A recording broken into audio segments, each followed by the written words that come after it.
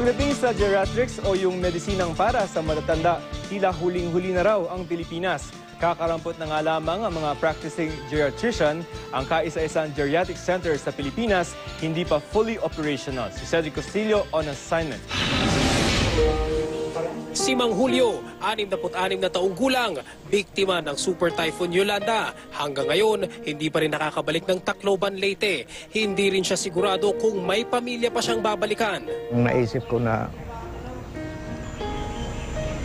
tapusin ko na lang buhay ko, pero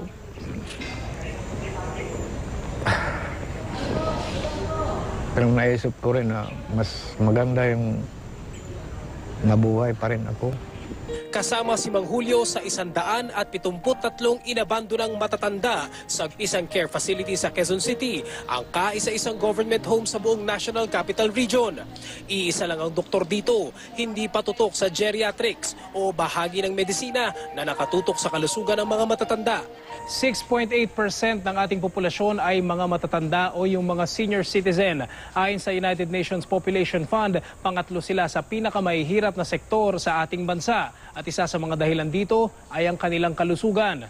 Sa Asia, Pilipinas ang isa sa may pinakamababang life expectancy. Inaasahan na hanggang 71 lang tayo mabubuhay. 70 lang ang mga geriatrician sa Pilipinas para sa halos 5 milyong matatanda.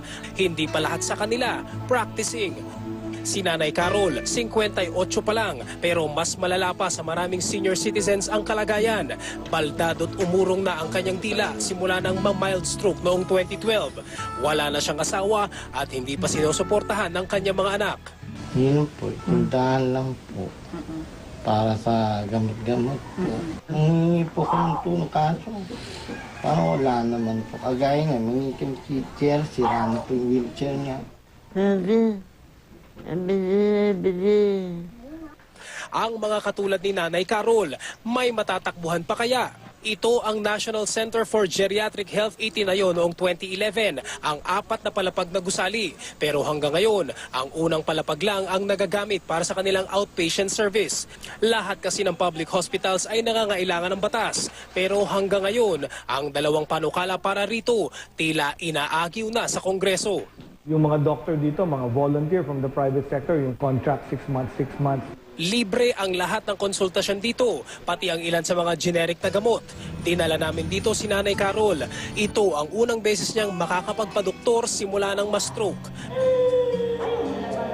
Mahaba-haba pa ang proseso at makakailang balik pa siya ng ospital para magpa-rehab. Pero buhay ang kanyang pag-asa. Napag-iwanan na nga raw tayo sa larangan ng geriatrics. Yung tinatawag nating multidimensional part, no, yung ng pagtanda. Sasabihin nila, ay rayuma kasi matanda na ako, no, normal lang yon, pero hindi na pala sila makalakad. No? Sa ngayon, kumakalap ang NCGH ng 1 milyong lagda para maipanawagan ang pagpasa ng batas at tuluyan ang mapakinabangan ng ospital ng ang mga tulad ni Nanay Carol at ilan pang matatanda. Di lang basta malipasan ng panahon, kundi mabigyan ng pagkakataong guminhawa sa kanilang dapit hapon. Cedric Castillo, GMA News.